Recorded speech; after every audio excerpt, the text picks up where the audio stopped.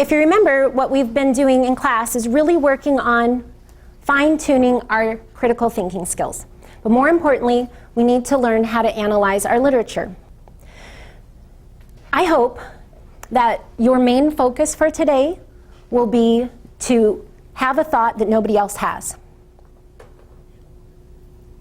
To be so completely committed to what you believe is true that you'll fight for it. Okay? So I'm going to get you into some pairs, and we can just do this very, very briefly. But let's have you two girls, and you guys, and Taylor, Sydney, and Haley, and then you just partner with the person sitting across from you. All right? So we're going to use what's called a name card method today, and that's so that nobody has an opportunity to hide, and nobody has an opportunity to overpower anybody else. So we don't want anybody to dominate the discussion, because every one of your thoughts are key and critical to the success that we have for today. Okay? But I don't want you to feel on the spot, so you'll also get a chance to open up with your partner and discuss things and write them down and have some reflection before I draw your card. So I've given you all a copy of the ThinkTrix model by Dr. Frank Lyman. And if you look at the list here, on the left-hand side, we have types of thinking. So evaluation, example to idea, idea to example, cause and effect, difference, similarity, and recall. And if you had to put them in sequence, would we go from top to bottom or bottom to top in terms of complexity? Which is the most complex, at the top or at the bottom? The top. The top is the most complex. So we're going to start at the bottom to make you kind of feel a little more comfortable, and then we're going to kick it into high gear. Now, if I was to give you a recall question, if you were a little kid and I was just asking you to simply recall some information, I might ask you something like, who are the characters in today's story? Or what happened to the mechanical hound? But I think more highly of you than that. So our recall question is going to contain meaning, not just information. So I'd like you to pretend that our author came here in person today, and Ray Bradbury was standing in front of you, and he just asked you this simple question. Out of everything that I wrote in Fahrenheit 451, all the wordplay, like synecdoche and the examples of metonymy, and the short syntax structures versus the longer descriptive prose, as well as the content, all the themes of the text, all the motifs and the symbols in the text, out of everything that I wrote, what is the one thing that I would like you to walk away with? What if he asked you that question? All right, I'm going to give you just a minute to discuss it with your partner. In your composition notebook, if you could please put at the top, ThinkTrix model by Dr. Frank Lyman. And your first subtitle will be recall. You don't have to write the question I just posed, just write your answer. And then discuss briefly with your partner, out of everything in Fahrenheit 451, what is the one thing that we should walk away with? Go.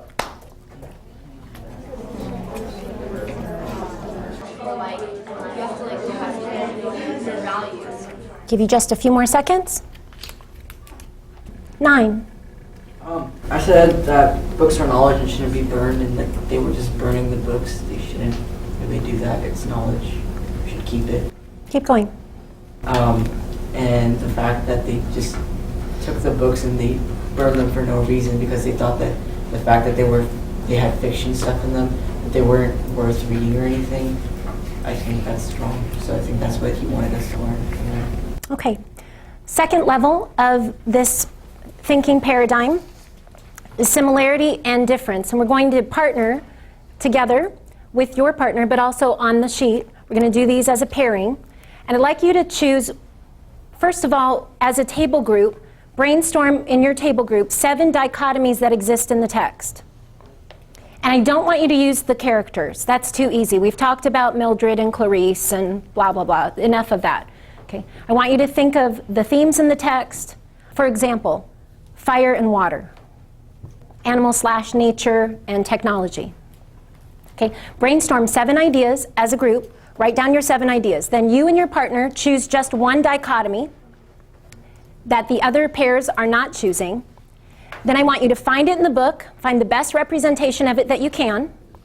Think of where else it occurs, begin to journal out what that dichotomy looks like and how it appears in the text, and then finally at the end, give me the one commonality that it has. So for example, every dichotomy, because it's a dichotomy, it was split, it was originally something else, right?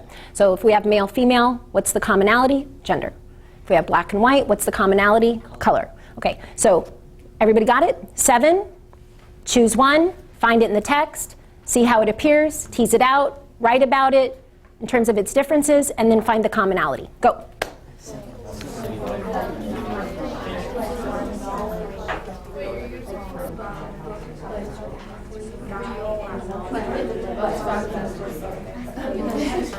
Okay, wherever you are in your list, choose one, find it in the text.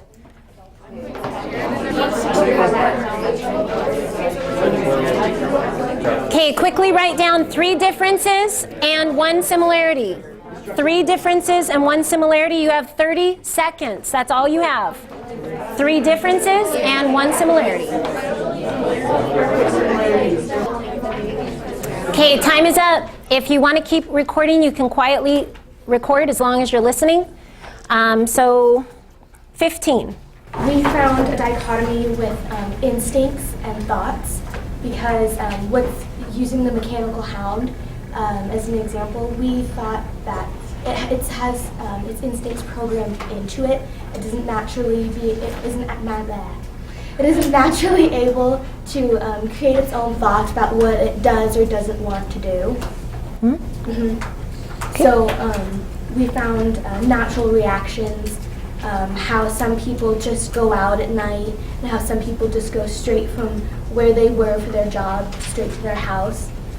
Common knowledge, what people thought was important wasn't really, because they're not really observing the world around them. They're not taking time to think about things. They're not taking time to observe what's going on and to create their own opinions and finding the strength within themselves to express it without feeling judged in one way or another. Good. 10. Okay, we did government versus anarchy. And the example that we found was the woman with her books. When they were burning her house down, it was her trying to create anarchy and them trying to control her.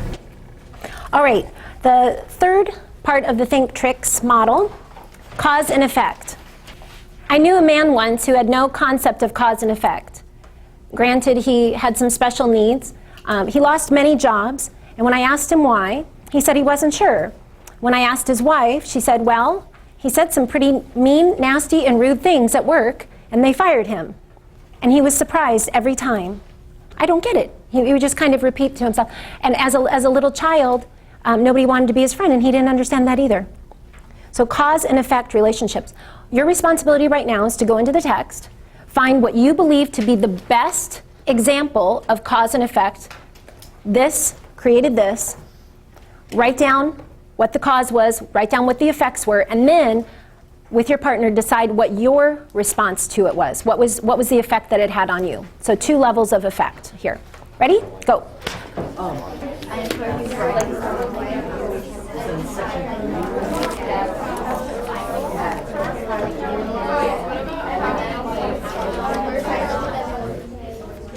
Okay, time's up. 28.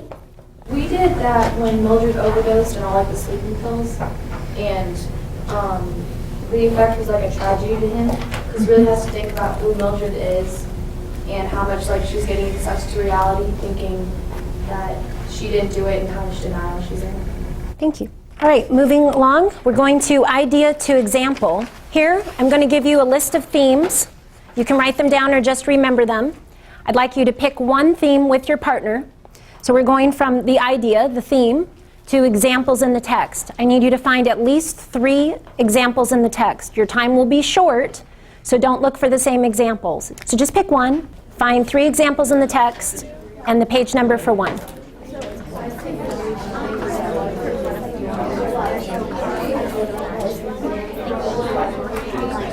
Okay, time is up. 30.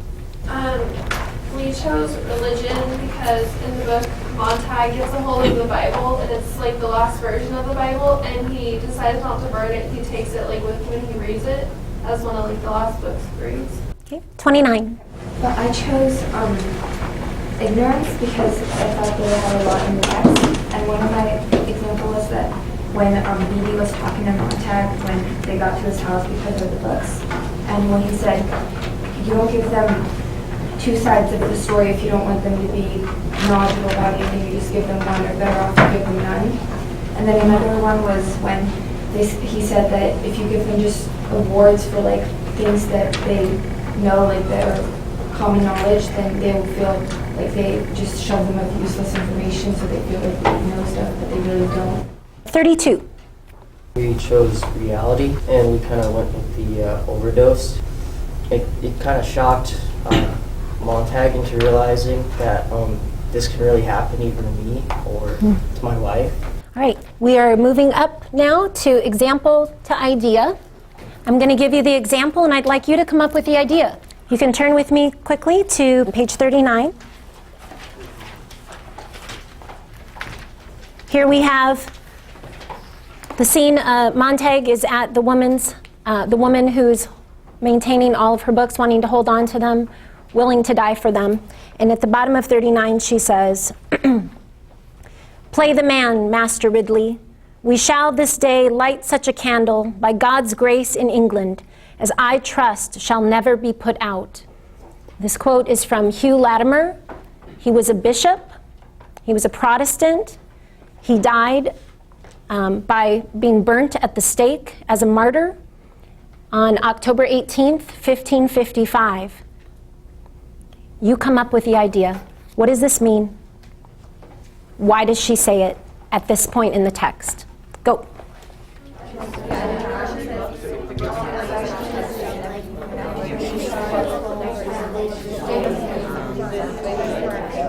All right, let's see what we have. 26. I think she wants to haunt them. Like, she wants them to live knowing that they not only burnt all that knowledge that they deemed useless, but they also burnt an innocent woman who all she wanted to do was know, and she was inquisitive, and she wanted to learn more. And then I think that the quote is like, the bishop is saying to his friend that even though they will die, their death will have meaning because other people will take it, and they know that some people will come and say, you know what, this isn't right, this is an injustice, we need to stop this, or we should carry on their work. They know that there will be people there to do things about it and to cause an uproar and just to unite the spark that will spread flame through England. Okay, thank you. Last level is evaluation. At the beginning of the text, when Montag is talking to Clarice, he says, burn what on Monday? There are 3 authors listed. You have it, okay. Monday, burn Millet. Wednesday, Whitman. Friday, Faulkner. Burn them to ashes, then burn the ashes. That's our official slogan. All right, let's say the official slogan together. Ready? Can you read it together? Monday, Burn Millet. Wednesday, Whitman. Friday, Faulkner. Burn them to ashes, then burn the ashes. That's our official slogan. Okay, so evaluation. What do you think it would take for this world that we live in right now today to be really free, to be totally free? Free to do, free to believe, free to think, free to act. And do you agree with this quote? And then, in a sense, do you agree with what Bradbury wrote? Because he put the quote in his book when he said that he could see himself in her eyes and that she was crazy. Okay, so talk with your partner, and then I'd like your answers.